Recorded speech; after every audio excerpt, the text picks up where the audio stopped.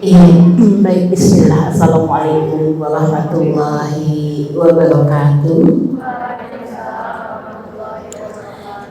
Innal hamdalillah nahmaduhu wa nasta'inuhu wa nastaghfiruh wa na'udzu billahi min shururi anfusina wa min sayyiati a'malina.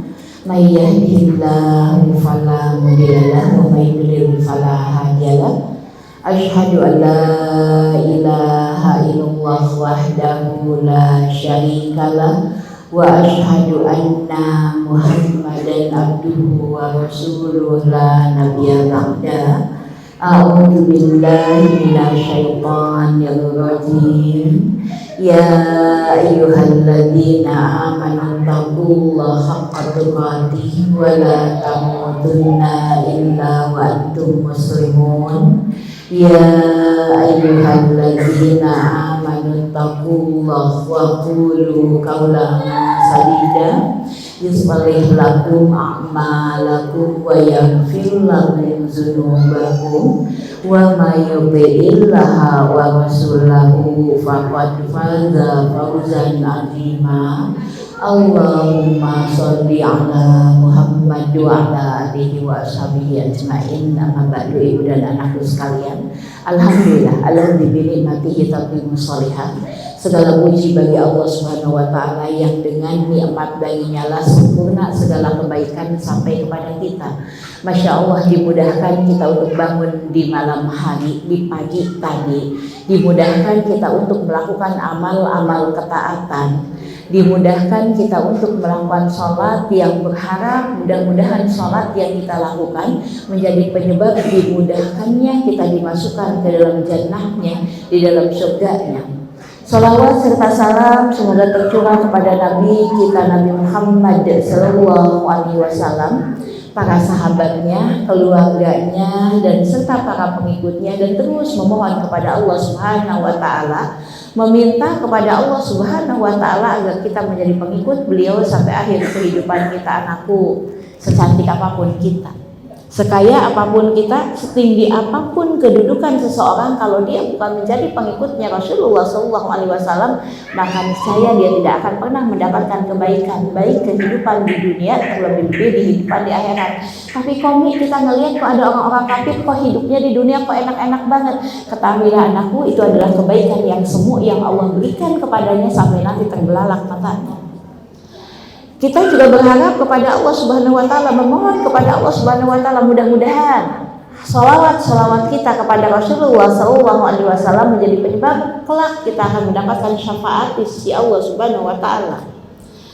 Syafaat, pertolongan, bantuan ketika kita amat-amat membutuhkannya, ingin mendapatkan manfaat dan terhindar dari keburukan, maka saat itulah salah satu syafaat yang diizinkan oleh Allah Subhanahu wa taala tadi diberikan kepada umatnya Rasulullah SAW. Penyebabnya adalah banyaknya sholawat dia.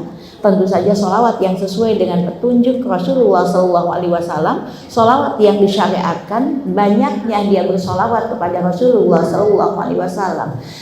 Mudah-mudahan sekali lagi, terlebih-lebih kita juga berharap kepada Allah Subhanahu wa taala sholawat kita menjadi penyebab Allah Subhanahu wa taala dan para malaikatnya bersolawat kepada kita, karena Masya Allah punya janji, ya innallaha wa malaikatahu yusholluna ala nabi, katanya sesungguhnya tadi Allah dan para malaikatnya bersolawat kepada Nabi. Kemudian Allah memerintahkan kepada kita, ya ayyuhalladzina amanu, wahai orang-orang yang beriman, bersolawatlah kalian kepada Rasulullah sallallahu alaihi wasallam. Anakku, tidak akan pernah dirugikan orang yang memperbanyak solawat kepada Rasulullah sallallahu alaihi wasallam.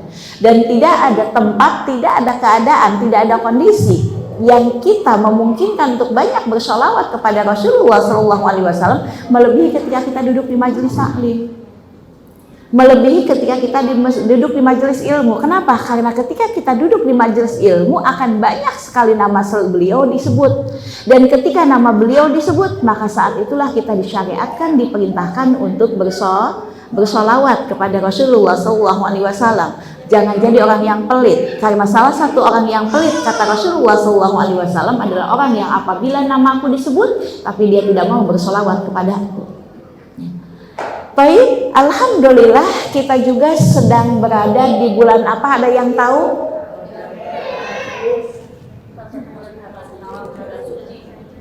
Rajab apa Sya'ban? Rajab. Tanggal berapa? 12 apa 13? 13 atau 12? 13 Rajab. Ada yang tahu sebelum kita masuk kepada materi ada sesuatu, ada keistimewaan apa di bulan ini? Angkat tangan. Bulan yang dimuliakan di antara 4 bulan yang dimuliakan. Ada apa dengan bulan yang dimuliakan? Amalan dilipat gandakan, terus? Jangan salah ya.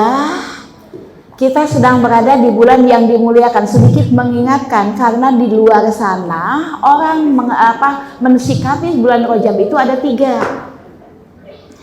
Orang-orang mukmin, orang-orang yang aku beragama Islam di dalam mensikapi bulan Rajab itu ada 3 macam.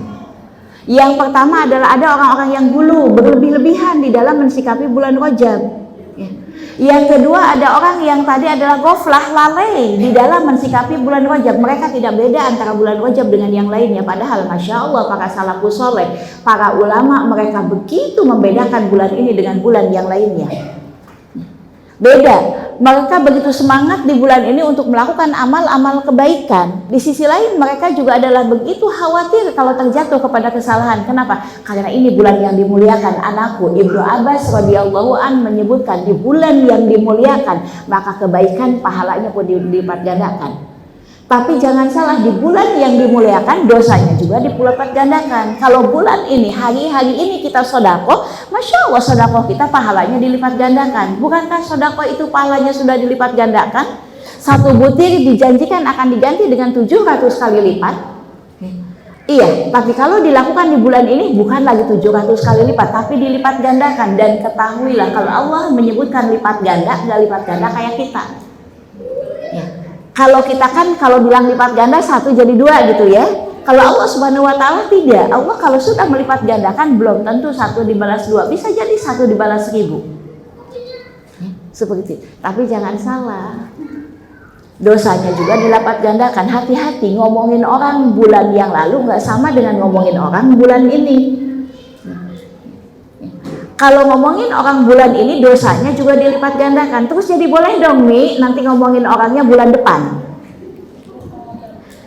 Anakku, gibah itu bulan apapun dosa. Cuman kalau dilakukan di bulan ini dosanya dilipat gandakan. Maka jaga diri kita. Minta kepada Allah Subhanahu wa taala, mohon kepadanya agar di bulan ini kita diberikan kemudahan untuk melakukan amal-amal kebaikan, dan di bulan ini kita juga dimudahkan oleh Allah Subhanahu wa taala untuk meninggalkan amal-amal keburukan. Baik, dapat hadiah kayaknya pagi-pagi. Yang mau dapat hadiah nggak tahu dia lagi kasih hadiah. Punten hadiahnya. Iya, nggak mau. Enggak, kirain nggak mau. Kalau nggak mau buat saya juga mau. Baik. Dan insya Allah mudah-mudahan Allah Subhanahu wa taala memberikan karunia-Nya yang tadi, Masya Allah, mudah-mudahan yang saudara-saudara kita yang sedang sakit Allah sehatkan, yang sedang kesulitan Allah mudahkan, yang sedang diberikan kesedihan kemudian tadi Allah gembirakan. Yuk kembali kepada kajian kita. Kita masih berada di dalam fikih tayamum. Berarti kita masih berada di dalam toharoh ya. Masih berada di dalam toharoh. Masih ingat toharoh di dalam hal fikih itu ada berapa macam? Ujian nih. Bentuk-bentuk toharoh? 2. Yang pertama wudu sama tayamum. 2 saja? Nggak ada yang mau menambahkan?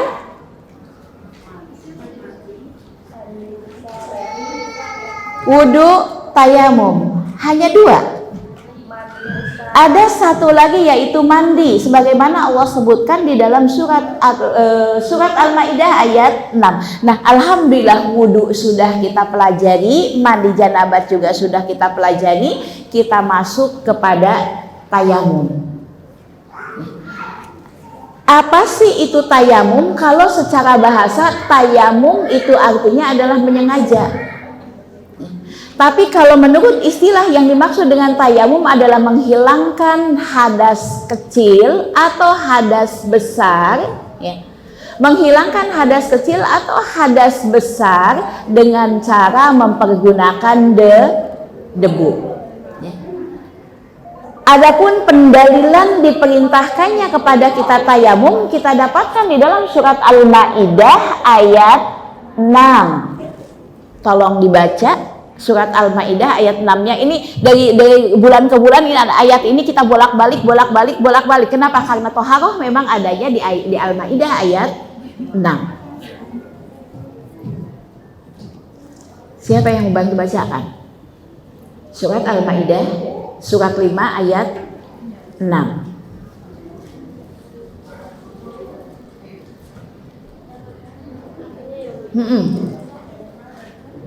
Wahai orang-orang yang beriman, apabila kamu hendak melaksanakan sholat, maka basuhlah wajahmu dan tanganmu sampai siku, dan sapulah kepalamu dan basuhlah kedua kakimu sampai kedua mata. Sampai di situ Allah Subhanahu wa taala memerintahkan kepada kita, ya ayyuhalladzina amanu, wahai orang-orang yang beriman, idza qumtum ila shalah, apabila kalian hendak mendirikan salat, fagsilu wujuhakum, maka cucilah mukamu, wa aydiyakum ilal marafiq, dan cucilah tali tanganmu sampai ke siku, wamsahu biruusikum, dan usaplah kepalamu, wa arjulakum ilal ka'bain, dan cucilah kakimu sampai kepada mata kaki. Lalu kemana? Cuci tangan kumur-kumur dengan istinsyak. Maka cuci tangan kumur-kumur dan istinsyak kita dapatkan di dalam hadis Rasulullah Shallallahu Alaihi Wasallam. Dan ini sampai di sini berarti toharoh diperintah kepada kita berupa untuk melaksanakan wudu. Teruskan. Jika kamu junub maka mandilah. Tapi kalau kalian junub katanya maka mandilah. Berarti ini merupakan bentuk toharoh yang kedua, yaitu mandi besar atau mandi janabat. Teruskan.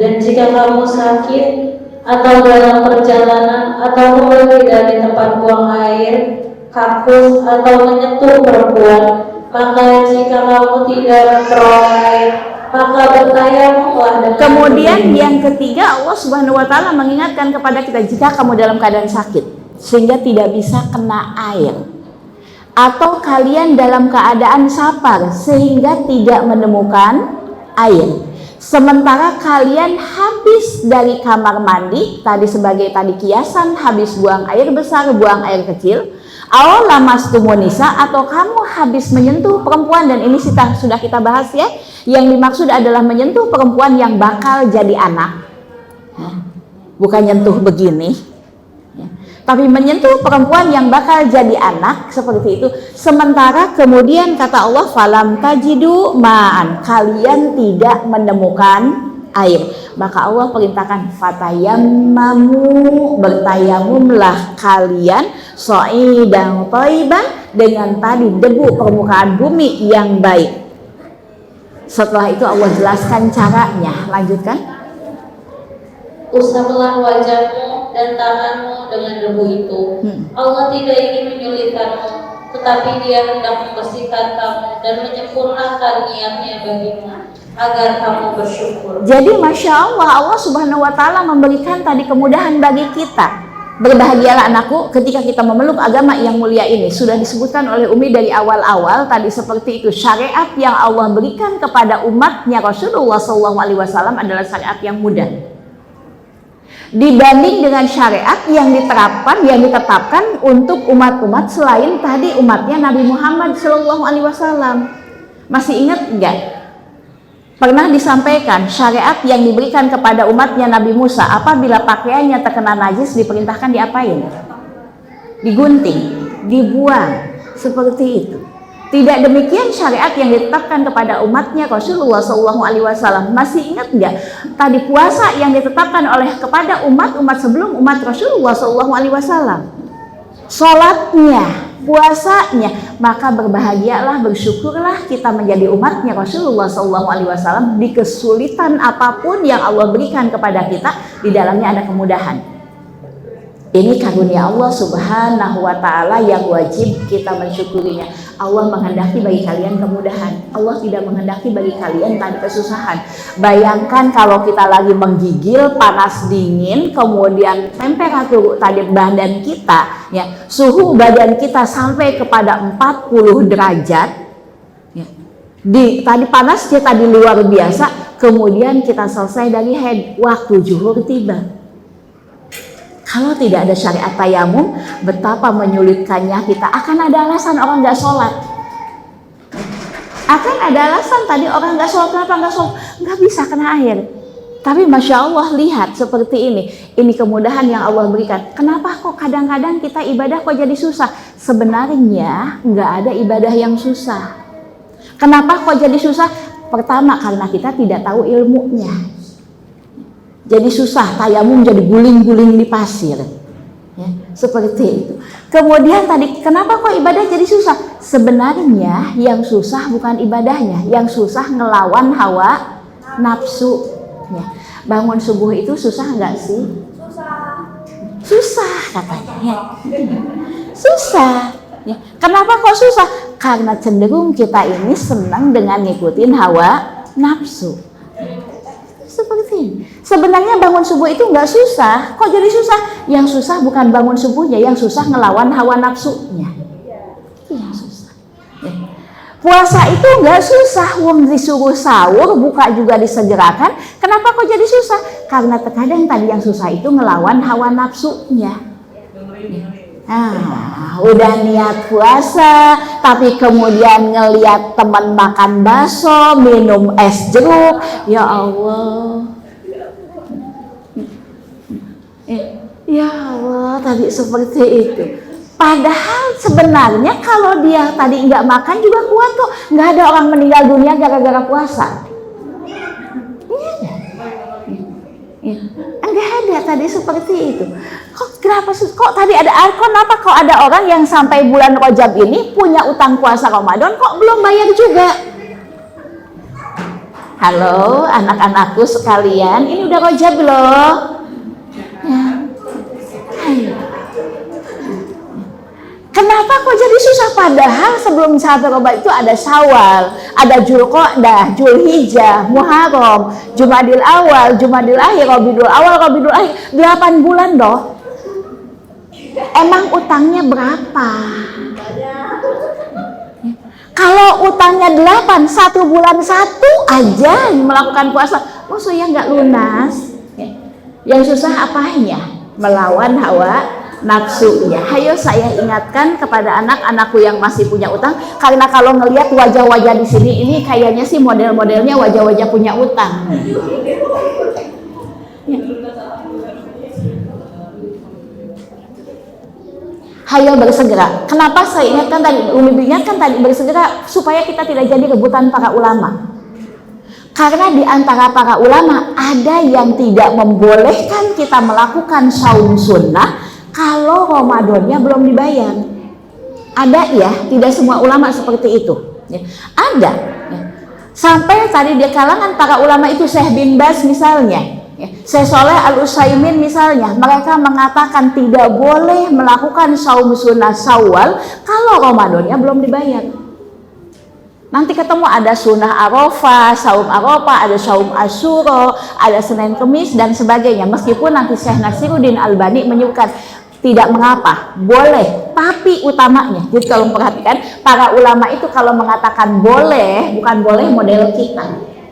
Kalau kita boleh banget. Ya. Boleh banget. Ya. Tapi tadi Syekh Nasiruddin mengatakan boleh, tetapi tetap beliau pun mengatakan yang lebih utama adalah disegerakan. Yang lebih utama adalah disegerakan. Karena Rasulullah SAW mengatakan begini, cukup. Seseorang itu dikatakan zolim apabila dia menunda-nunda membayar hutang padahal dia mampu. Ya, sayang tadi udah sarapan. Baik, manfaatkan. Jadi manfaat mumpung saya ngingetin tadi seperti mumpung ini di bulan Rajab nih.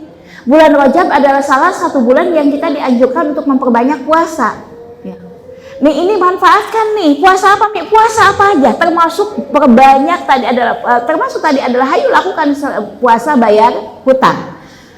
Bayar hutang di bulan Rajab berarti pahalanya akan dilipat gandakan. Bayar hutang di bulan Rajab pahalanya akan dilipat gandakan seperti ini.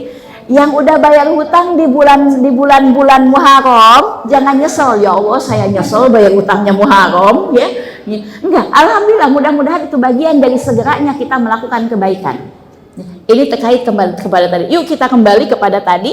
Ini adalah kemudahan dari Allah Subhanahu wa taala. Begitu mudahnya syariat ini ketika kita tidak bisa dalam keadaan sakit, tidak bisa kena air, kemudian kita tadi dalam keadaan tidak bisa menemukan air, maka kata Allah Subhanahu wa taala, enggak ada alasan bagi kamu tidak untuk sholat, maka gantilah wudumu, gantilah tadi mandi janabatmu, gantilah mandi besarmu dengan apa? Dengan fatayammamu, dengan melakukan tayamum. Bahkan kata Rasulullah SAW, sesungguhnya inna so'ida thayyiban, sesungguhnya debu yang baik tahurul muslim, bisa mensucikan seorang muslim, wa illam yajidil ma'a, meskipun dia tidak menemukan air selama 10 tahun. Jadi kalau dia tidak menemukan air selama 10 tahun, maka itu dia hendaklah bersuci dengan mempergunakan debu alias lakukan tayamum.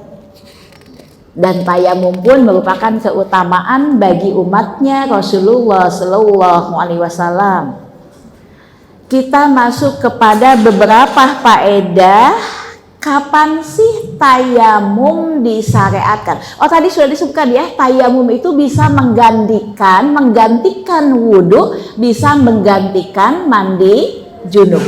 Sebagaimana kita dapatkan hadis dari Amr bin As, bahwa disebutkan bahwa ketika beliau diutus untuk melakukan perang dalam perang Jatu Salasil, ini biasanya kalau disebut perang begini adalah perang yang pasukannya sedikit, ya, bukan dalam pasukan yang besar.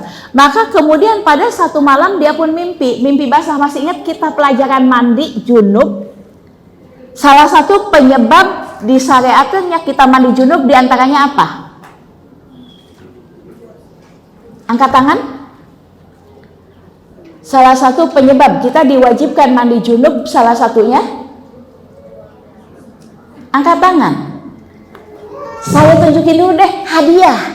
Masya Allah. Biar ngacungnya semangat.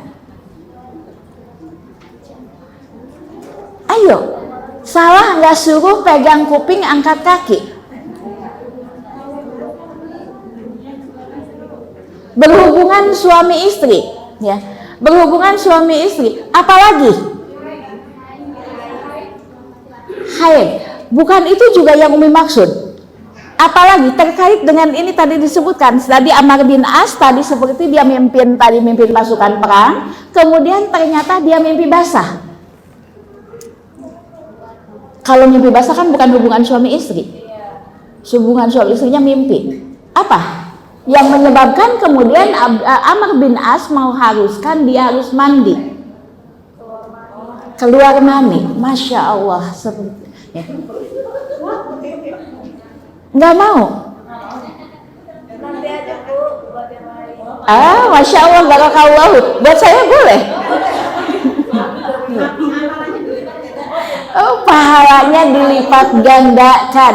Masya Allah, terkadang di kalangan para sahabat begitu, mereka memiliki sifat ihsan. Ya, ada sebuah cerita ketika para sahabat di dalam perang Badar, kemudian tadi mereka dalam keadaan luka-luka. Kemudian ada yang membawa air minum, tapi kemudian di sebelahnya mengatakan air, dalam keadaan kehausan yang luar biasa.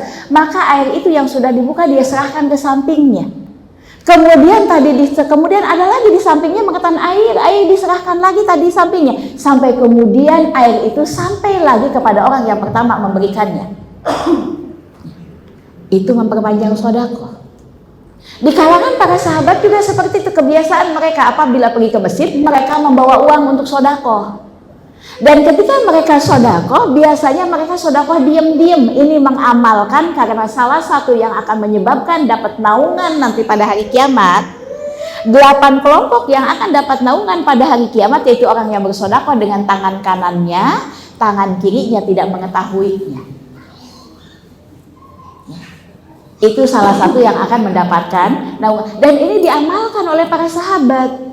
Mereka apabila berangkat ke masjid, mereka itu membawa uang untuk sedekah. Mereka simpan di terompah-terompah, di sendal-sendal atau di sepatu-sepatu yang ada depan masjid. Dia simpan. Ketika tadi pemilik sepatu tersebut menginjak ada uang, dia pindahkan ke sampingnya, ke sepatu sampingnya. Ketika yang ini pun juga dipindahkan seperti ini, sampai kemudian kembali kepada orang yang sedekah pertama kali.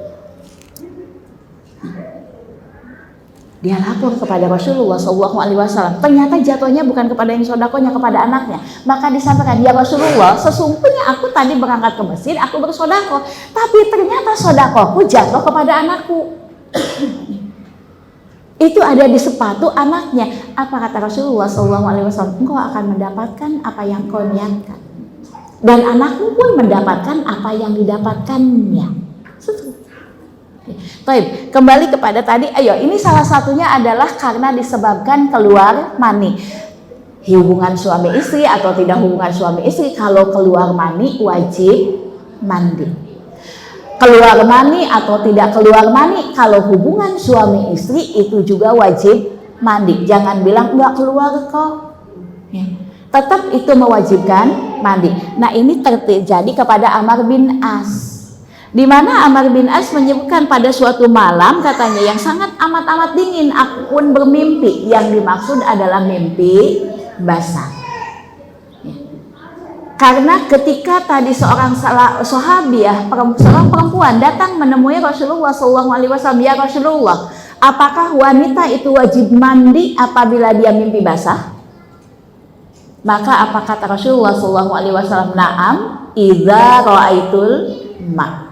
Betul jika engkau melihat air. Berarti patokannya bukan mimpi basahnya, tapi ketika bangun ada air mani atau tidak. Nah, ini menimpa Amr bin As. Dia mimpi basah, kemudian dia melihat adanya air mani di pakaian dalamnya, sementara udara teramat dingin. Maka kemudian dia pun tayamum. Dia tidak berwudu. Setelah tayamum, dia pun kemudian mengimami tadi pasukannya. Dan pasukannya tidak ridho dengan diimami oleh seperti ini. Imamnya belum mandi junub. Maka dilaporkan kepada Rasulullah SAW. Ya Rasulullah, Amr bin As dia mengimami kami dalam keadaan junub. Dia tidak mandi tapi dia tayamum. Kemudian ditanyakan kepada Amr bin As. Ini Rasulullah SAW untuk menghukumi sesuatu itu perlu kejelasan dulu. Salah satu kesalahan kita gampang menjas. Belum tahu pasti permasalahannya udah langsung nuduh. Celingut teman kita, kemana kok nggak datang ngaji? Dia mau udah kagak mau ngaji lagi, padahal ternyata lagi sakit. Seperti itu. Maka ditanyakan tabayun, penting banget, terutama kita hidup di akhir zaman. Penting banget tabayun. Tabayun itu kalau bahasa kerennya apa ya Bu ya? Check and recheck gitu ya. Check and recheck. Dilihat dulu, ditanya dulu. Ditanya dulu seperti itu. Kalau kemudian tadi adalah kalian ketemu di mall dengan Bu Ratna lagi gandengan tangan sama Brondong, jangan langsung menjas, itu Bu Ratna siapa ya? Seperti itu. Cek dan recheck dulu. Dan mukmin itu diperintahkan pertamanya adalah berbaik sangka. Berbaik sangka dulu. Mungkin dengan anaknya, tapi dia nggak punya anak laki-laki. Kali dengan ponakannya di Surabaya, ya kali datang. Masya Allah, ini tadi seperti ini. Nah, begitu juga Rasulullah SAW tanyakan, wahai Amr, katanya, apakah betul apa yang dikatakan oleh anak buahmu? Maka Amr pun mengatakan iya. Karena aku teringat firman Allah Subhanahu wa taala, wala taqtulu anfusakum, jangan engkau membunuh dirimu sendiri. Udara teramat dingin, aku khawatir kalau kemudian aku mandi junub ini akan menyebabkan mendatangkan kematian kepadaku. Sehingga hadis ini menjadi dalil bagi kita bahwa tayamum bisa menggantikan mandi junub. Tayamum bisa menggantikan mandi junub. Lalu kapan kita dibolehkan tayamum? Ternyata nggak boleh seenaknya saja. Syarat dan ketentuan berlaku. Nggak boleh seenaknya saja. Sholat zuhur sekarang ini saya kamar mandinya kok penuh, saya tayamum aja dah. Itu kemudian tadi tadi habis pakai make up, pakai bedak. Kalau wudhu sayang nih make upnya, tayamum aja dah.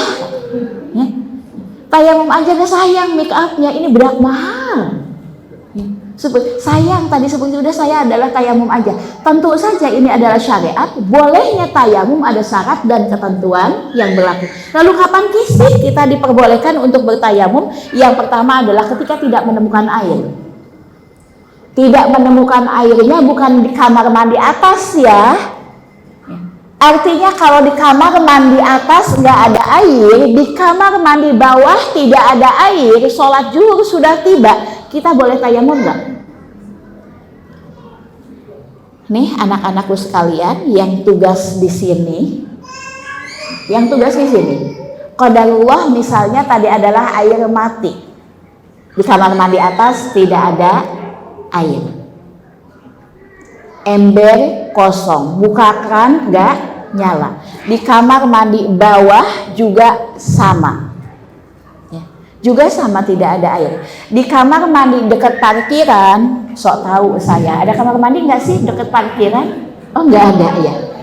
Kalaupun misalnya tadi seperti itu, ternyata juga tidak ada air, airnya kosong,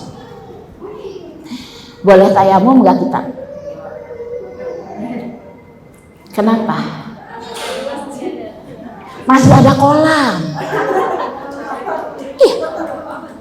Itu masih ada kolam di situ, seperti itu nggak boleh kita tayamum, masih ada air, ya, masih ada kolam, dan air kolam ini adalah sah untuk dipakai untuk wudhu.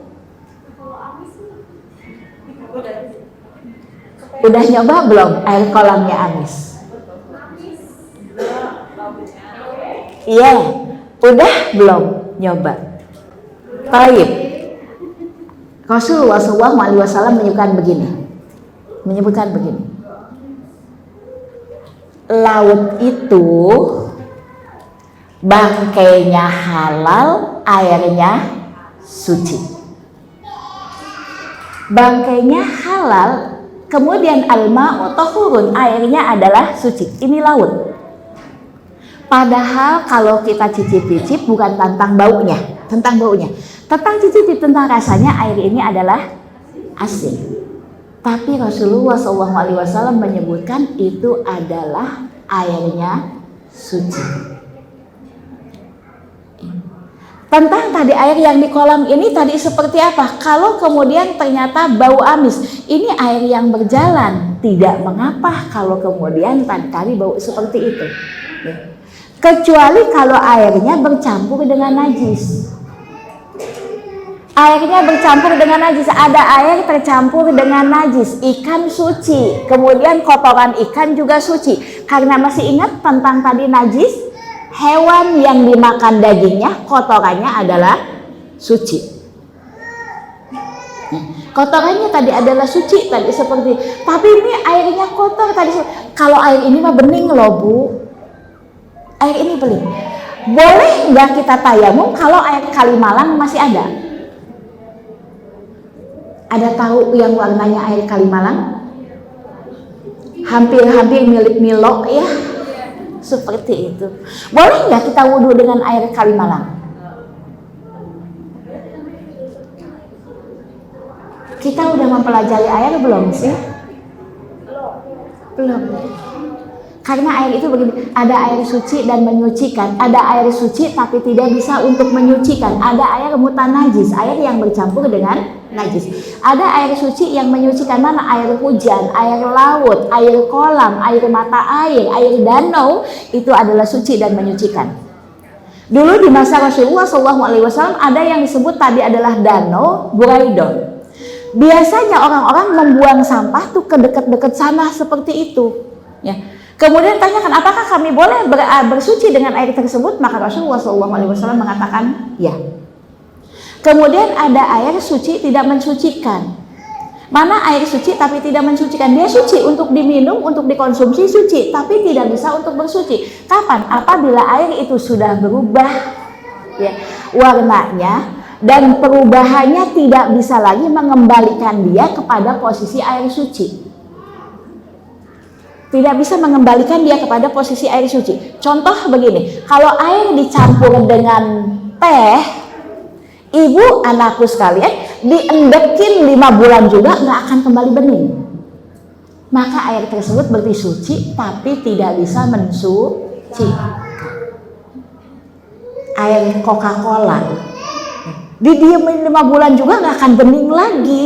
Seperti itu, maka tidak bisa disebut air suci mensucikan. Dia air suci tapi tidak bisa untuk mensucikan. Beda dengan air Kalimalang. Air Kalimalang, kalau ibu tadi ambil segelas air Kalimalang, kemudian didiemin beberapa jam atau beberapa waktu, beberapa hari tadi seperti itu tadi tanahnya akan ngendek ke bawah.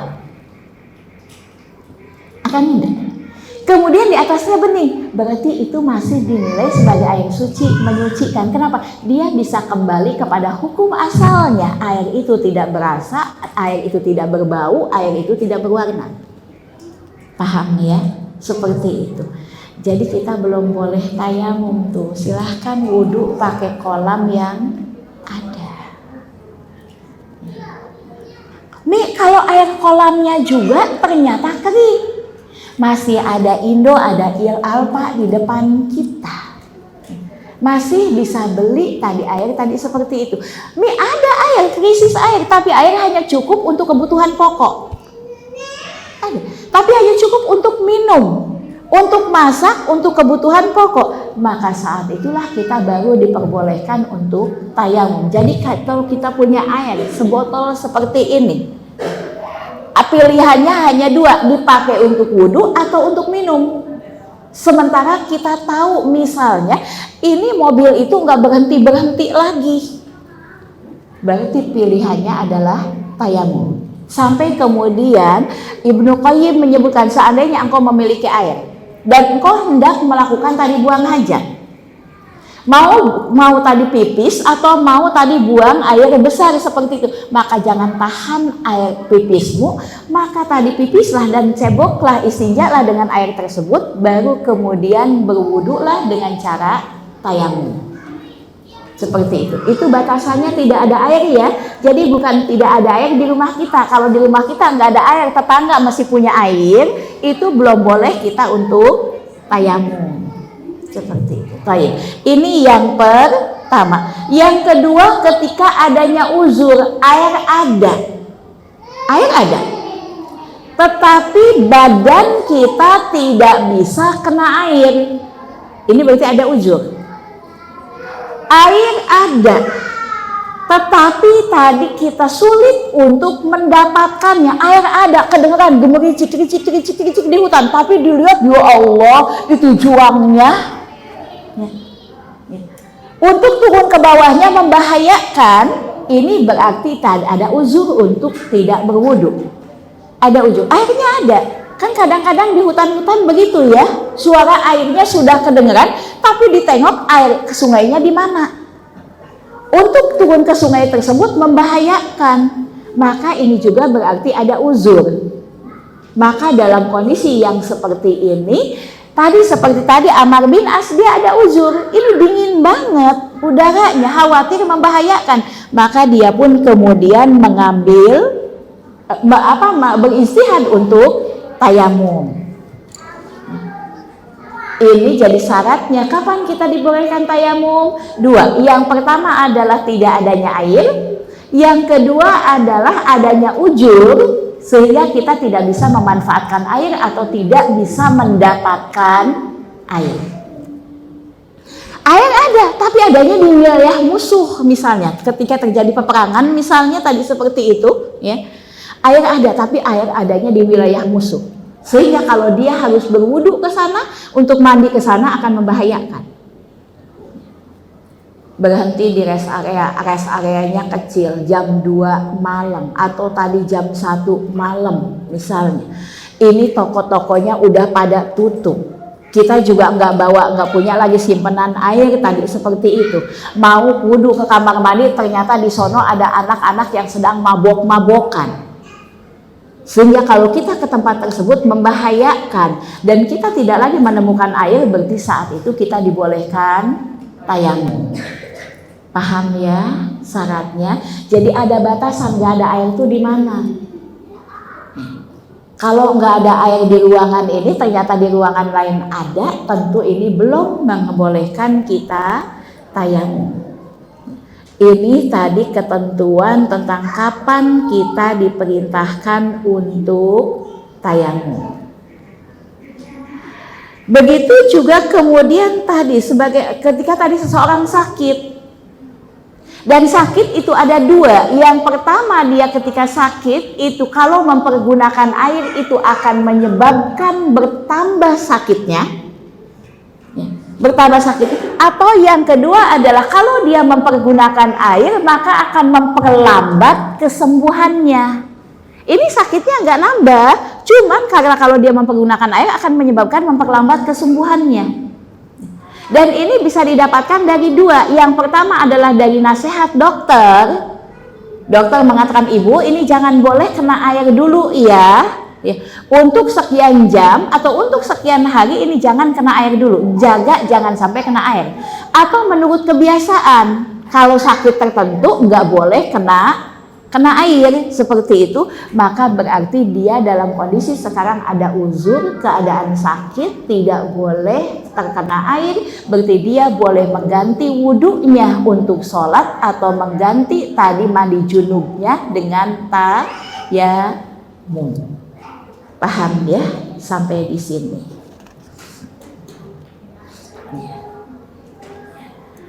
Kita lanjutkan dulu sebentar lagi. Tentang tadi adalah juga tentang tadi mandi junub. Ini didapatkan hadis dari Rasulullah SAW dari Imran bin Husain. Dia berkata, kunna ma'a Rasulillah SAW.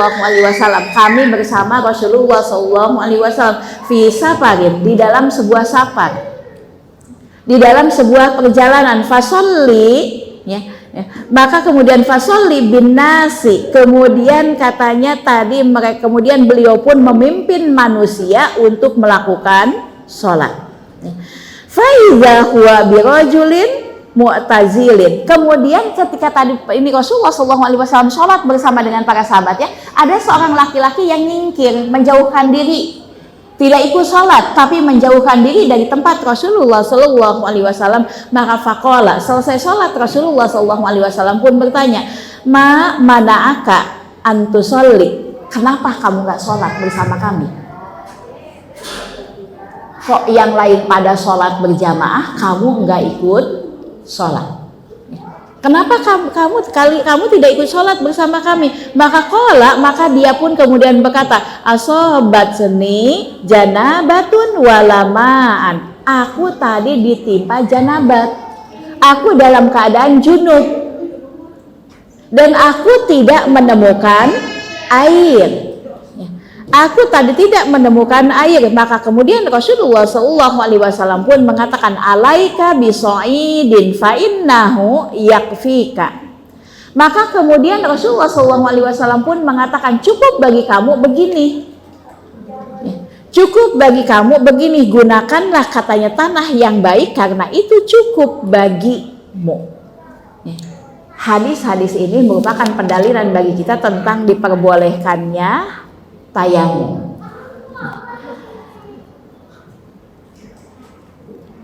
Lalu kapan lagi kita selain tadi melakukan tadi sholat tadi seperti itu, dibolehkannya tayamum? Di antara juga dibolehkan tayamum apabila waktu teramat sempit. Waktu sholat amat sempit, Bu.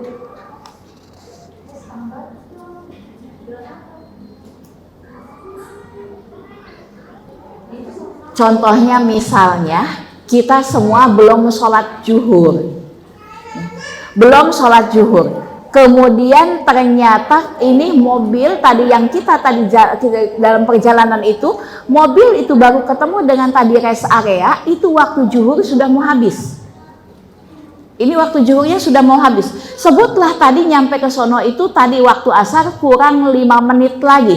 Begitu kita mau wudhu, ternyata di tempat wudhu orang ngantri semua nih, banyak. Kalau kita kemudian nungguin selesai mereka antrian untuk berwudhu, ini waktu asar segera tiba, sehingga kita belum sholat zuhur. Maka dalam kondisi yang seperti ini para ulama membolehkan kita melakukan tayamum. Paham? Membolehkan untuk tadi melakukan tayamum. Ini tadi seperti ini, cuman mungkin kalau perjalanannya dalam bentuk safar kan boleh jamak ya, jamak takhir seperti itu. Ini yang bukan safar bentuknya, yang tidak membolehkan kita untuk menjamak. Waktu tadi sempit seperti itu, sehingga kalau kita pakai untuk berwudu, waktunya keburu habis nih. Maka para ulama dari pendapat yang terkuat membolehkan kepada kita untuk tayamum. Beda dengan kalau kita bangun tidur. Ini dibedakan. Kalau kita bangun tidur, waktu sudah sempit, contoh bangun tidur kesiangan nih, belum sholat subuh, tinggal 5 menit lagi. Kalau kita mau wudhu seperti itu, wudhu, ternyata akan habis waktu kita untuk berwudhu. Waktunya akan habis, matahari keburu terbit. Nah, kalau tadi habis kalau ketiduran, maka ini tidak boleh tayamum. Apa bedanya? Kalau tadi dalam kondisi melek, kalau yang ini adalah tertidur. Kenapa? Karena waktu sholat bagi yang ketiduran waktunya adalah ketika bangun, meskipun jam 7 siang.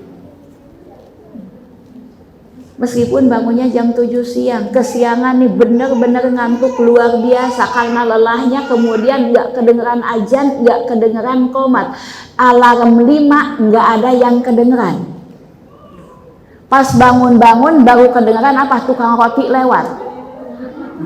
Roti. Astagfirullah. Maka bagi orang yang kondisinya seperti ini nggak boleh tayamum. Kenapa nggak boleh tayamum? Karena waktu sholat bagi orang yang ketiduran adalah waktunya ketika dia bangun, meskipun waktunya sudah habis.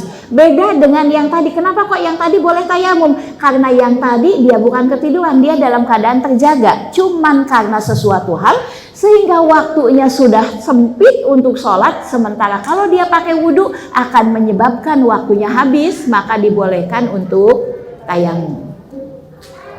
Ini yang terkait dengan tayamum.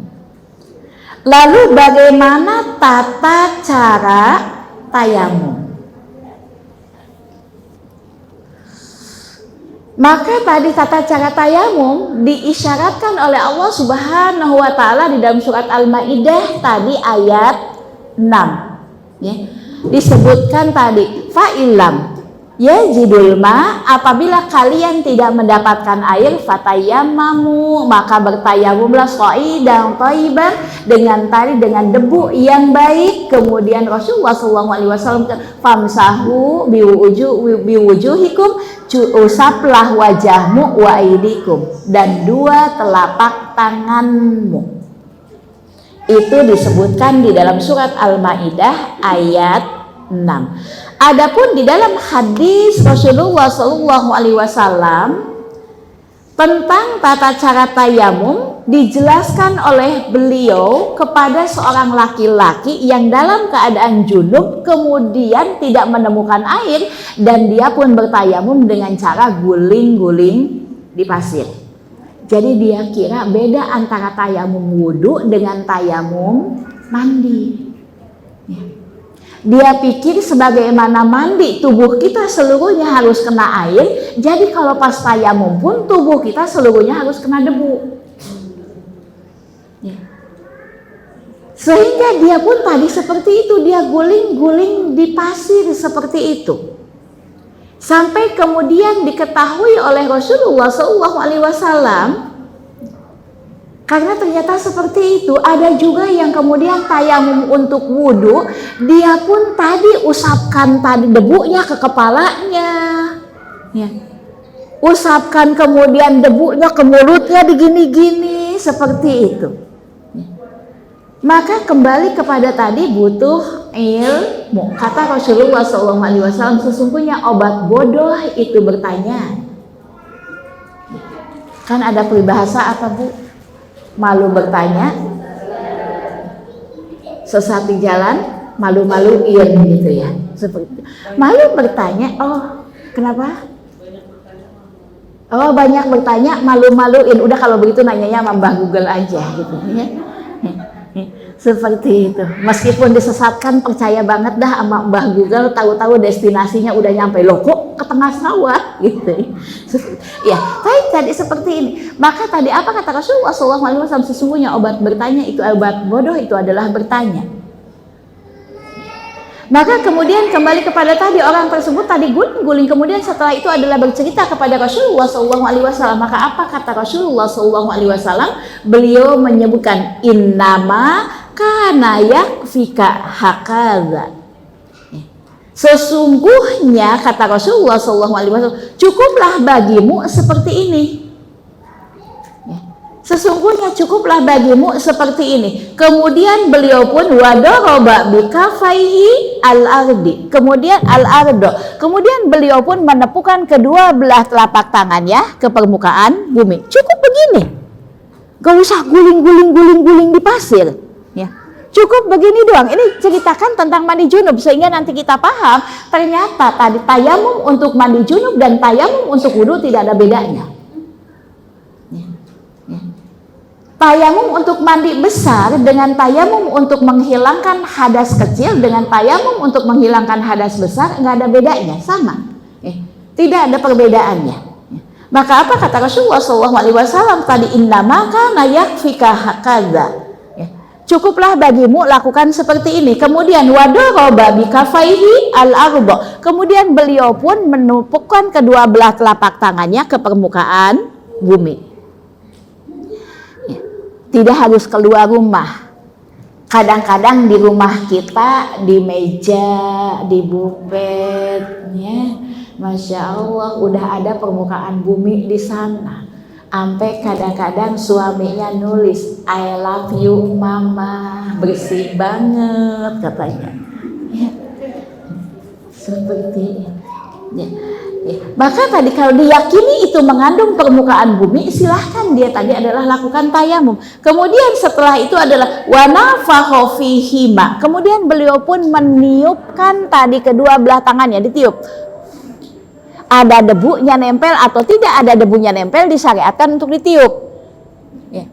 Ya. Ada debunya tebal atau tidak ada debunya tebal, tetap disyariatkan untuk ditiup. Kemudian katanya adalah setelah ditiupnya summa masahabihima wajahahu wa kafaihi. Kemudian dengannya, dengan kedua telapak tangannya tersebut beliau mengusapkan ke wajahnya. Jadi setelah tadi ditepukan ke permukaan bumi, kemudian ditiup, kemudian setelah itu diusapkan ke permukaan ke wajah. Dan kita sudah tahu ketika mempelajari wudhu, mana itu wajah. Bagian atasnya dibatasi oleh apa? Tumbuhnya rambut. Bagian bawahnya di bawah dagu. Bagian kiri kanannya dibatasi oleh tadi adalah centil-centil telinga kita. Itulah yang disebut wajah. Jadi kalau kita tayamum mengusapkan tadi kedua belah telapak tangan kita ke wajah kita, berarti adalah semuanya tadi kena, bukan begini doang, ya, tapi semuanya kena. Kemudian wakafaihi, dan tadi juga tadi usapkanlah kepada kedua belah telapak tanganmu. Beda dengan wudu. Kalau wudu adalah tadi disebutkan wa aidiyakum ilal marafiq. Cucilah tanganmu sampai ke siku. Ini wudu. Tapi ketika tayamum Allah menyebutnya tidak tadi ilal marafiq, tapi Allah menyebutnya ketika wudhu adalah cukup dengan tadi adalah wamsahu biwujuhikum kemudian wa aidikum. Cuman sampai situ. Coba tengok ayatnya. Kembali kepada Al-Maidah tadi ayat 6. Ada perbedaan.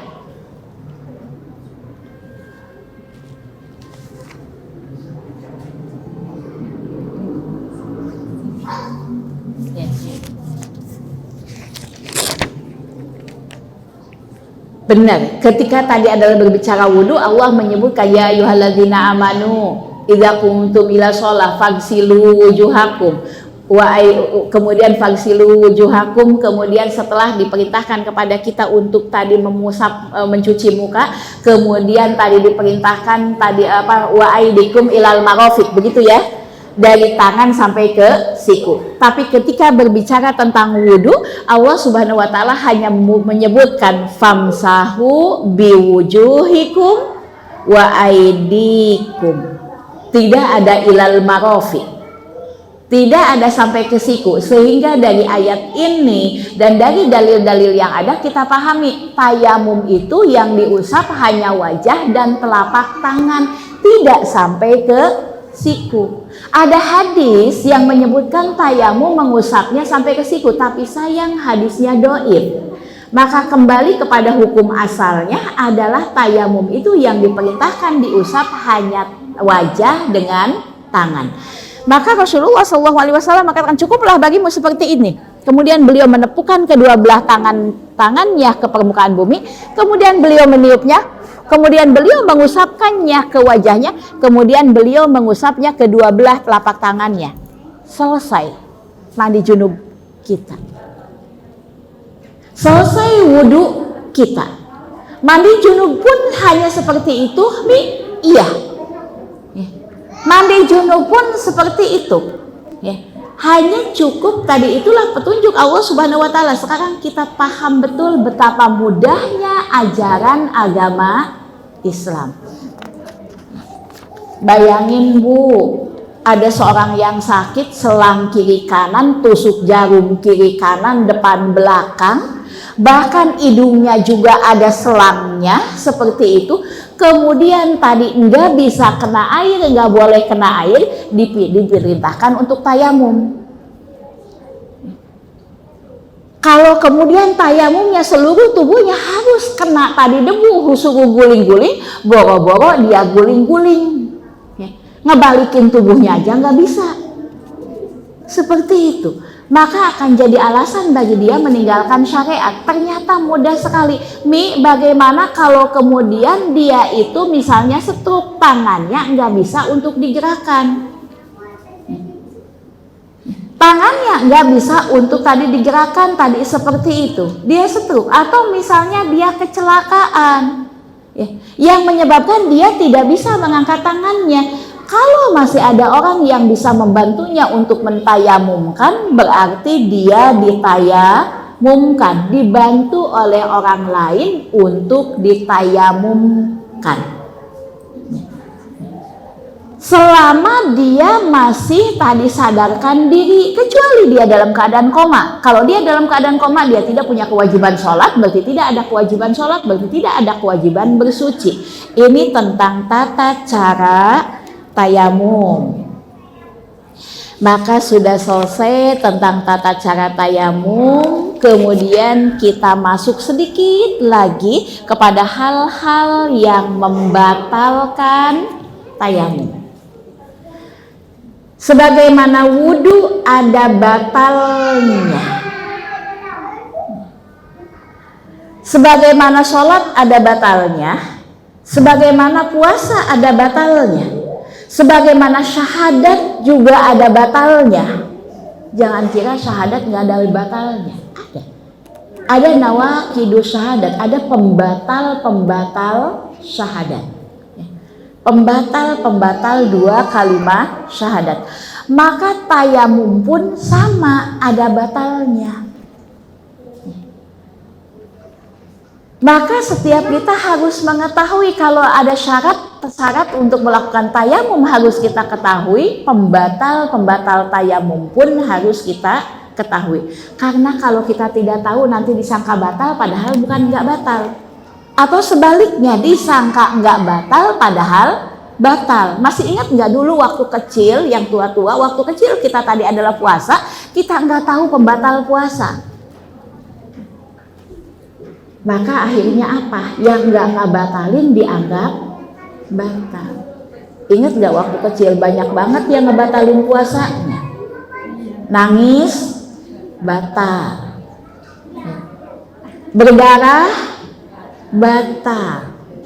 Korek kuping, batal. Sampai ngupil aja batal. Seperti itu. Batal. Belum lagi nyicipin makanan, belum lagi tadi gosok gigi dan sebagainya. Gosok gigi batal nggak? Batal kalau air kumur-kumurnya diminum. Cuman dikit Umi, ya dikit juga batal. Ya, seperti itu. Ini juga tadi seperti itu, maka kita juga harus mengetahui tayamum juga apa ada batalnya. Apa yang membatalkan tayamum?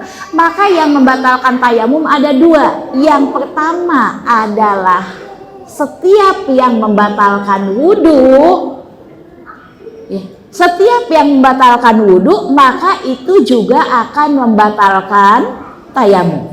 Yang kedua, adanya air atau bolehnya badannya kena air. Ini membatalkan tayamum. Jadi yang pertama adalah setiap yang membatalkan wudhu akan membatalkan tayamum. Masih ingat yang membatalkan wudhu? Ada yang bisa angkat tangan? 4 aja yang membatalkan wudhu. Iya. Ayo. Masya Allah, tawadu semua kayaknya, rendah hati semua. Silakan. Apa yang membatalkan wudhu? Belakang. Pertama tidur. Tidur mana yang membatalkan wudhu? Ingat, tidak semua tidur membatalkan wudhu. Tidur yang nyenyak, yang sampai kita kehilangan kesadaran. Yang kalau ibaratnya kita lagi megang HP itu, HP-nya jatuh tepluk, nggak ingat. Tapi kalau kemudian kita pegang HP, kemudian jatuh, kemudian astagfirullah. Kita ingat tadi seperti itu, berarti tidurnya belum nyenyak. Maka itu belum membatalkan wudhu. Tapi kalau sudah nyenyak, maka akan menyebabkan wudhu kita batal. Kalau udah nyenyak, itu lagi pegang uang 100.000 diambil sama temannya meneng baik, itu udah nyenyak banget dah, ya, udah sampai Surabaya itu, ya, ya.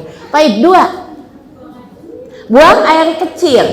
3, keluar head, itu mah udah jelas seperti itu. Terus yang keempat,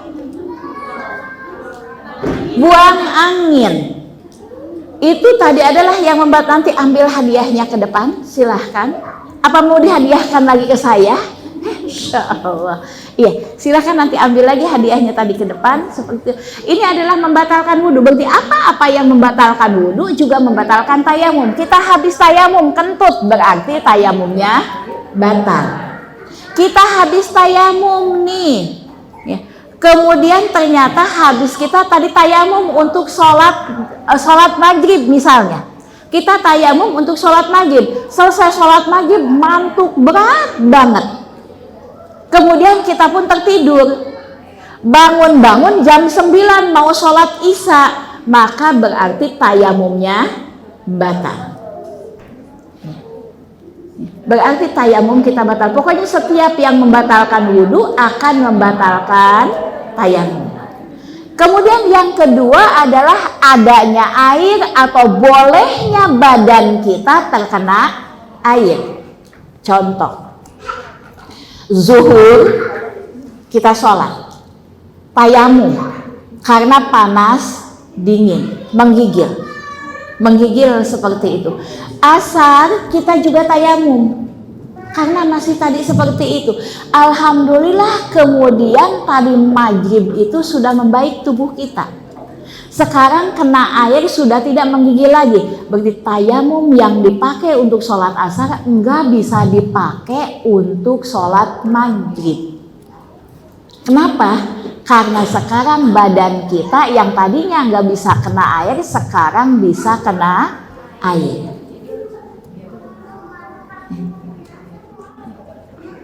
Seperti subuh kita tayamum, kenapa? Panas dingin menggigil.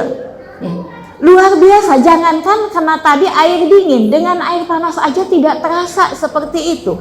Maka tadi kita tidak, berarti kita adalah melakukan wudhunya dengan tayamum untuk sholat subuh. Alhamdulillah asar itu sudah, zuhur itu sudah membaik. Sudah tadi alhamdulillah habis minum obat sudah turun nih panasnya, udah enggak menggigil lagi. Berarti zuhur nggak boleh kita tayamum lagi. Kenapa? Sekarang tubuhmu sudah bisa kena air. Jangan keenakan. Seperti ini tadi sudah bisa kena. Atau kemudian adanya air. Tadi kita wudhu itu karena tidak adanya air, kita tayamum karena tidak menemukan air. Kemudian setelah sholat zuhur kita tidak ada air, ke tetangga nggak ada air, di mana-mana nggak ada air, di Alfa pun kosong air, krisis air. Tidak ditemukan tadi air, tadi seperti itu. Anakku, masya Allah, berbahagialah kita tinggal di Bekasi, yang air masih berlimpah ruah, yang air masih banyak kita ketemukan. Namun demikian tetap saja Rasulullah SAW memerintahkan kepada kita untuk hemat di dalam menggunakan air. Berhematlah kalian dalam mempergunakan air, meskipun kalian berwudu katanya di air yang mengalir. Maksudnya di sungai sekalipun kalian berwudu, tetap hemat di dalam mempergunakan air.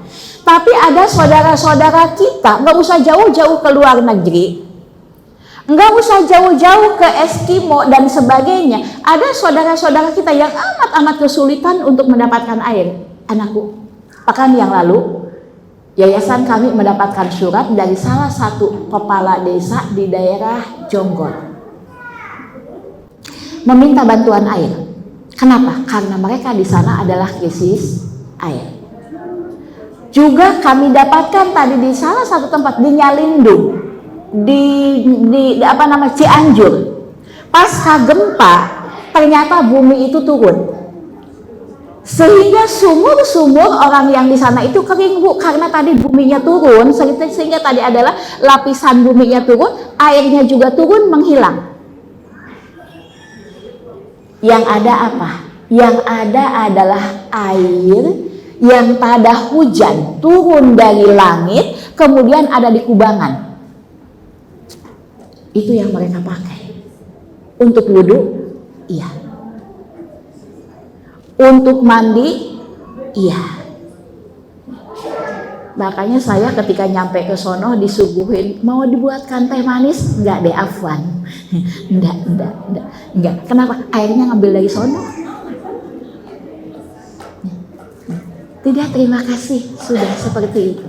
Ya. Alhamdulillah terakhir kami masuk ke sono ada pasokan dari PMI, ada pasokan air dari PMI. Tapi ini juga terbatas, amat terbatas seperti ini, sehingga mereka tadi kesulitan air. Nah, misalnya nih tadi seperti itu, ya, saudara-saudara kita yang di Cianjur itu tidak ada air kubangan pun sudah tidak ada lagi.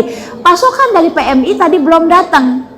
Sementara waktu zuhur sudah mau habis.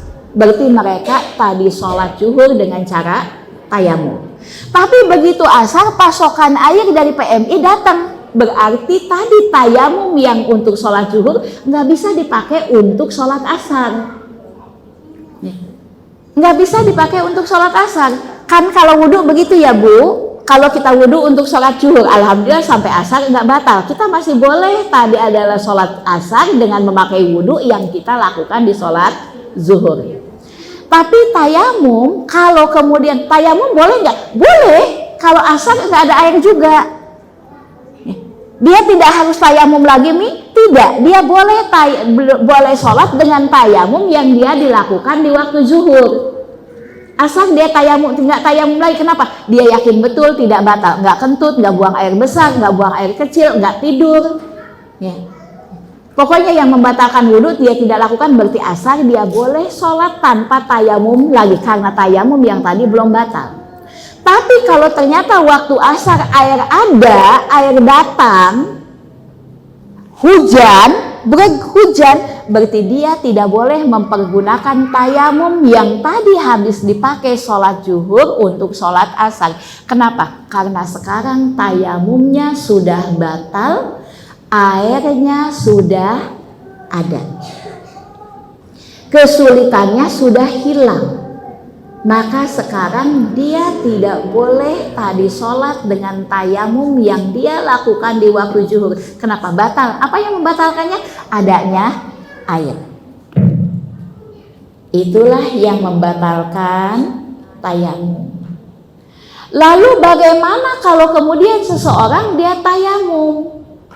Ketika mau sholat nggak ada air, kemudian dia adalah tayamum.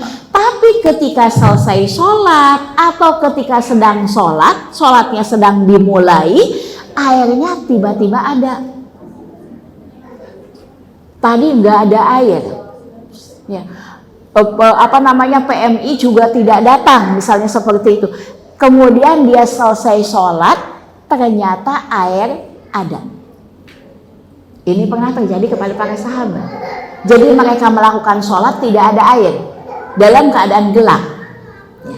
Subuh di tengah hutan dalam keadaan gelap, nggak ada air. Begitu tadi waktunya sudah terang, sudah tadi seperti itu, barulah kemudian mereka menemukan adanya air.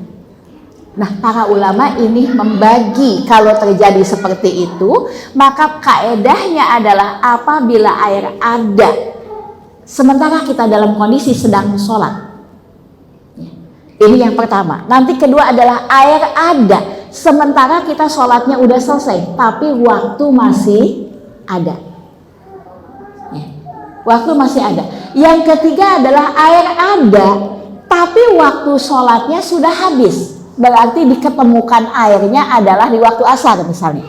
Sudah waktu tadi zuhurnya, ya nggak ada air, sehingga dia tayamum. Bagaimana kalau tadi seperti ini? Maka para ulama memberikan ulasan. Yang pertama, apabila dia tayamum, kemudian dia sholat, dan ternyata 4 malah. Yang pertama adalah dia tayamum, sholatnya belum dimulai, air ada. Tapi udah tayamum nih. Ya.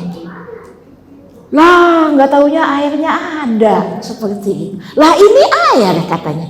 Sehingga tadi seperti itu. Maka kalau seperti itu tayamumnya batal, hendaklah dia berwudu kemudian sholat. Ini kalau dia sudah tayamum, sholatnya belum dimulai, airnya kemudian ada.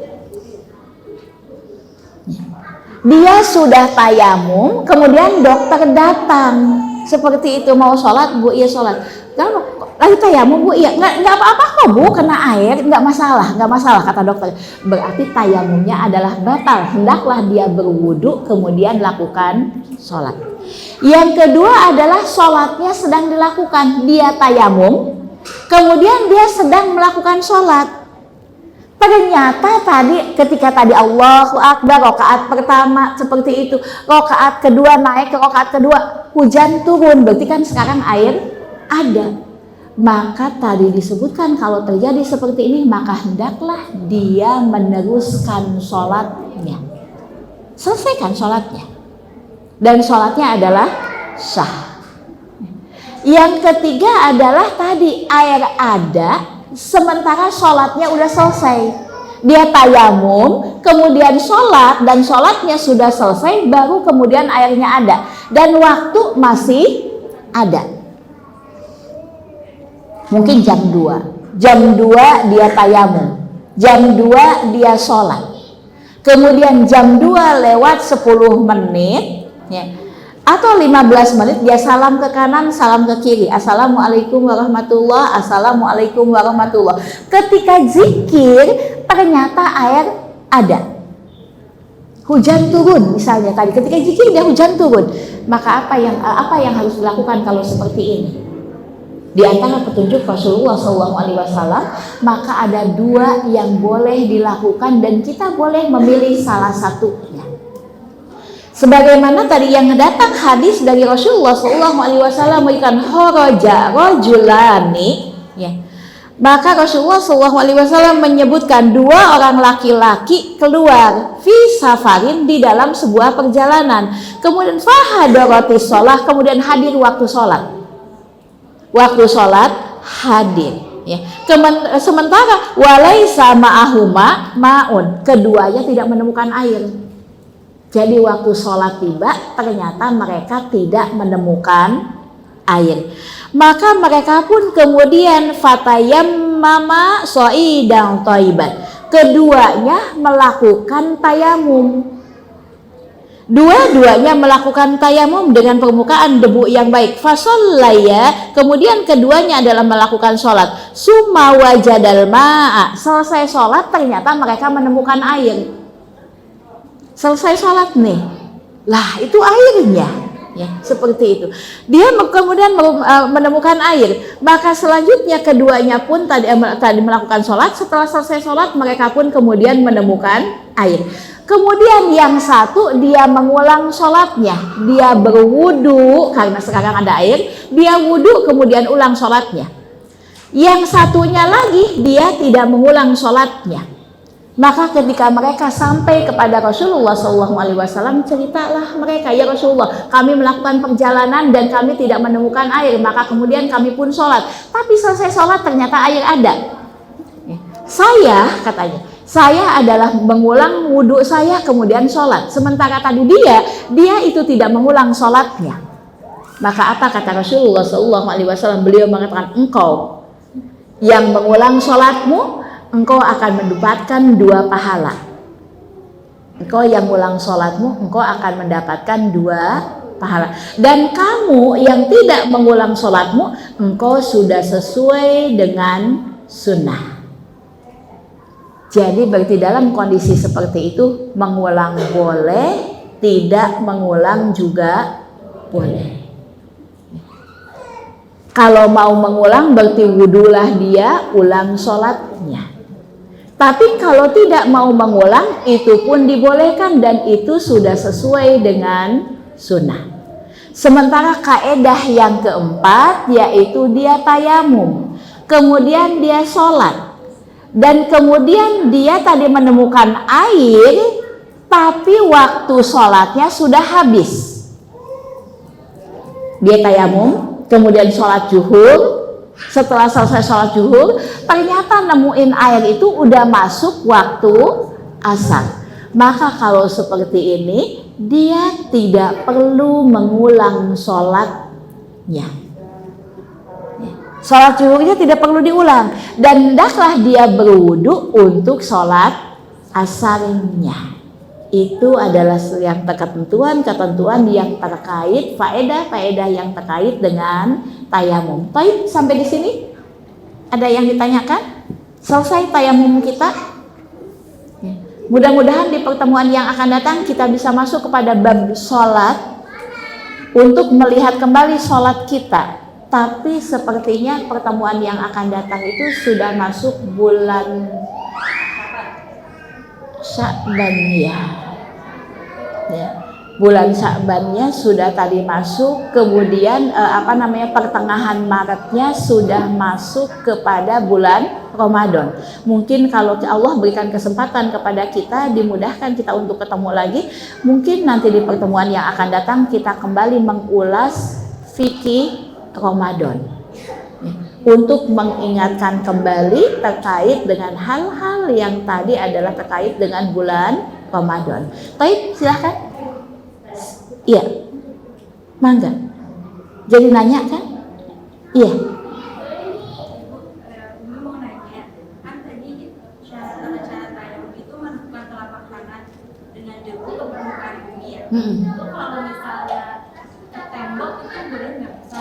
Selama kita yakini di tembok tersebut ada permukaan bumi ya, artinya ada debu-debu di tembok tersebut, maka kita boleh tadi mempergunakan tembok tersebut untuk bertayamum. Ya, seperti itu. Yang jadi perbedaan pendapat nanti di kalangan para ulama adalah di pesawat. Di pesawat. Ya.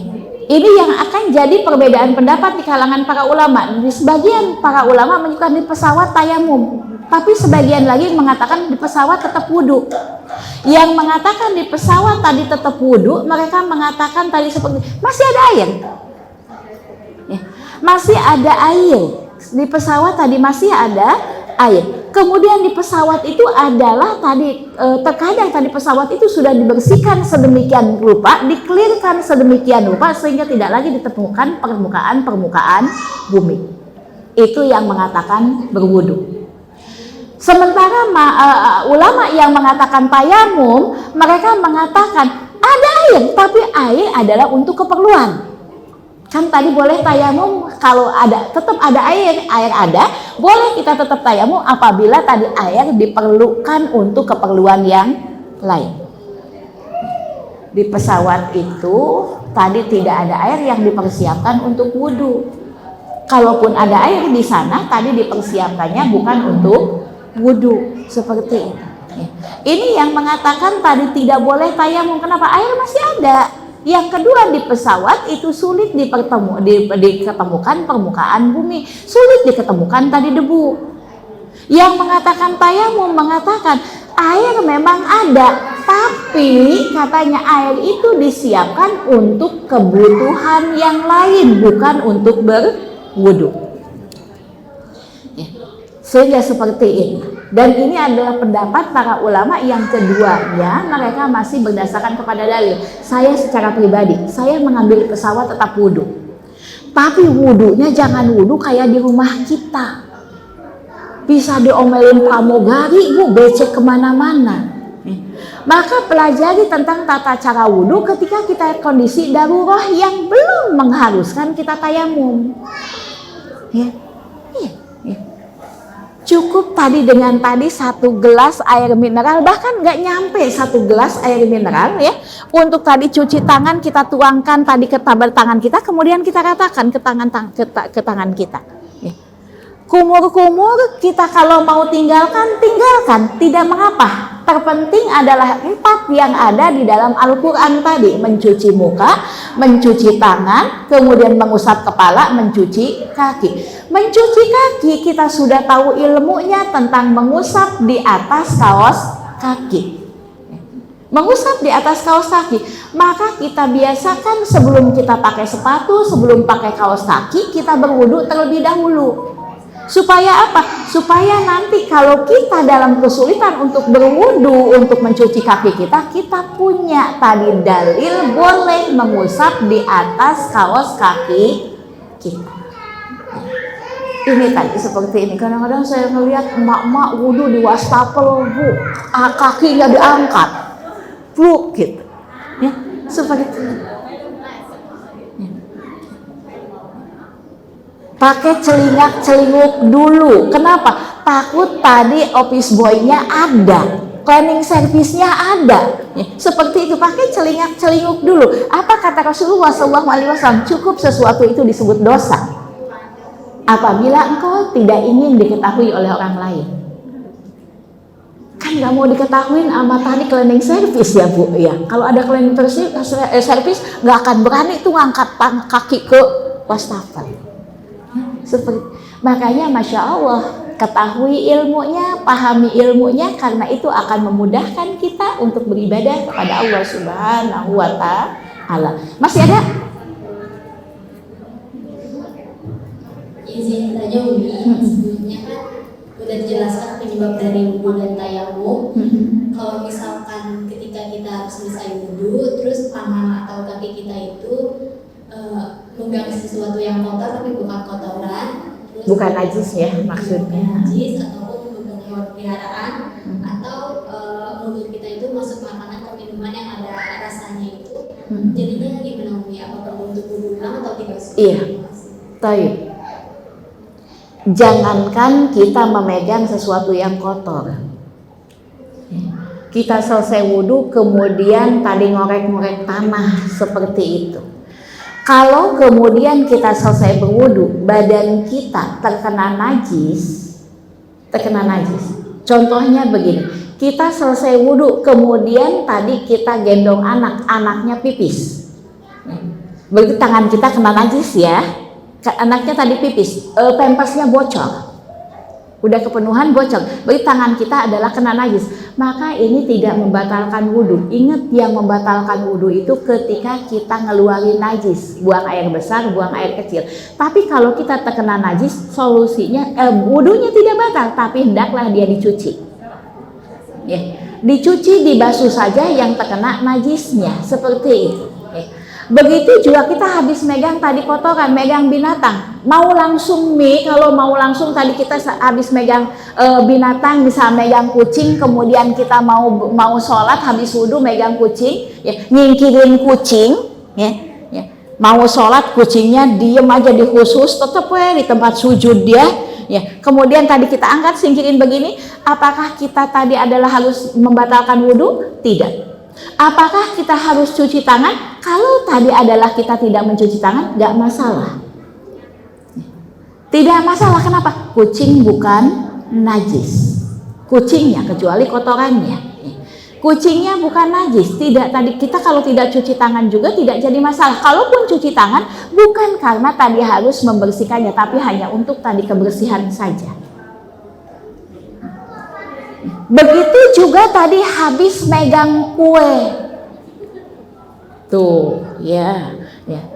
Elud nih bikin kue tar, kemudian kita habis wudhu, kemudian minta ditolongin Bu Ida, misalnya ngomong tolong potong dulu dong itu kuenya, kemudian tangan kita kena. Ya. Tangan kita kena. Apakah ini membatalkan wudhu? Enggak. Seperti itu. Tapi kalau belepotan coklat nanti mau kena kita, sejadahnya kena, Allahu Akbar, ya cuci dulu tangannya. Kalau nggak dicuci bagaimana? Mi, saya nggak cuci tapi cuma dijilat-jilat doang, Mi. Tuh dijilat, nih kena taringnya, kena apa namanya? Kena tadi coklatnya, ya. Kena tadi apa namanya? Hiasan-hiasannya. Dijilat doang, Mi, tadi seperti ini, kemudian saya mau langsung sholat. Boleh nggak? Boleh. Boleh, cuma nanti kalau enggak dicuci nanti didatangin semut, ya. Tapi boleh. Kalau kita habis wudhu kemudian makan minum yang ada rasanya, apakah ini juga tadi adalah wudhu kita batal? Enggak. Tidak batal, cuman hati-hati, kadang-kadang lidah kita itu suka iseng. Apakah kita kalau habis makan, contoh misalnya begini nih yang paling mudah nih Bu, bulan Ramadan, kemudian ada buka bersama, dan panitia menganjurkan, diharapkan yang nanti mau datang berwudu di rumah. Diharapkan berwudu di rumah. Berarti kita sudah wudu, kemudian kita setelah tadi selesai wudu, buka, minum, makan, kemudian diperingatkan, ayo segera sholat maghrib terlebih dahulu. Apakah wudunya batal? Tidak. Apakah perlu kumur-kumur? Itu terserah Anda, tapi tidak membatalkan wudhu, tidak juga harus berkumur-kumur. Cuman begini, kadang-kadang lidah ini kita suka iseng nih lidahnya. Allahu Akbar, lumayan rendangnya masih pedas, nemu, ya, seperti. Nah kalau nemu seperti itu bagaimana? Buang ke arah kaki kita yang sebelah kiri. Tapi masih enak nih, lumayan. Berarti nanti lagi sholatnya makan tentu saja membatalkan sholat, tapi wudhunya tidak batal.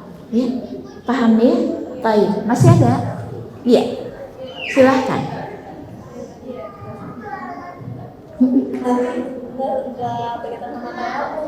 Iya, mudah-mudahan Umi bisa jawab. Mau bertanya, kalau misalkan kita kan nggak puasa, terus ternyata nggak bayar nih tahun ini sampai dapat puasa lagi gitu, itu cara lunasi puasa yang nggak dibayar itu gimana ya? Atau itu jadi puasa yang akan selamanya jadi hutang? Wai, kunaon? Wai, kunaon? Lupa gitu ya? Atau emang sebut lupa tahun lalu, atau memang kita baru paham ilmunya, kemarin itu agak-agak cuek, sekarang udah tahu ancamannya seperti apa. Alhamdulillah tadi seperti itu, maka dia tetap berkewajiban untuk membayar hutang puasa yang dilakukannya di tahun lalu, hutang puasa tahun lalunya seperti itu, dan hendaklah dia bertobat kepada Allah Subhanahu wa taala disebabkan karena kelalaiannya. Sebagian ulama menyebutkan hendaklah dia juga membayar kafaratnya. Tapi yang paling rojih, yang paling kuat, dia ini kasih sayang Allah nih, ya. Kasih sayang Allah jangan kemudian tadi disepelekan lagi seperti ini. Yang paling rojih adalah dia tetap berkewajiban untuk menggantinya. Ya Allah nih, dulu saya waktu 17 tahun itu ya Allah, ya, punya utang 5, Bayu bayar 2. Waktu 18 tahun punya utang 10, baru bayar 1. Terus jadi berapa hutangnya? Yang tadi 5 baru bayar 2, berarti 3. Yang ini 10 baru bayar 1, tadi berarti 9. 9 tambah 3 berarti 12. Maka sekarang hendaklah dia menggantinya 12 hari, dan tentu saja hendaklah dia bertobat kepada Allah Subhanahu wa taala, mohon ampun kepada Allah Subhanahu wa taala atas kelalaian yang dilakukannya. Nggak boleh, ya udahlah yang udah tahun lalu mah udah dimaafin, kan Allah Maha Pemaaf. Emang Allah Maha Pemaaf, ya. Tapi tolong diingat, Allah juga azabnya amat pedih, ya. Jadi tetap tadi seperti, dan kalau dia tobat berarti dia berkewajiban tidak mengulangi kesalahan yang sama di sisa-sisa umurnya. Di sisa-sisa umurnya jangan kemudian tadi mengulangi lagi tadi seperti itu. Hayo, udah dikasih waktu 11 bulan. Aisyah radhiyallahu anha mengatakan, aku baru bisa membayar puasa Ramadanku di bulan Sya'ban.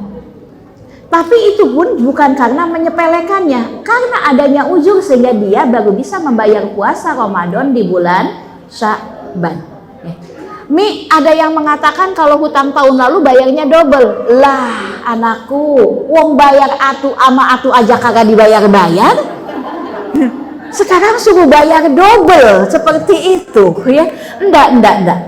Tidak, tetap 1 hari dibayar 1 hari, tapi dia punya kewajiban tobat meminta ampun kepada Allah Subhanahu wa taala disebabkan karena kelalaiannya. Seperti itu. Masih ada?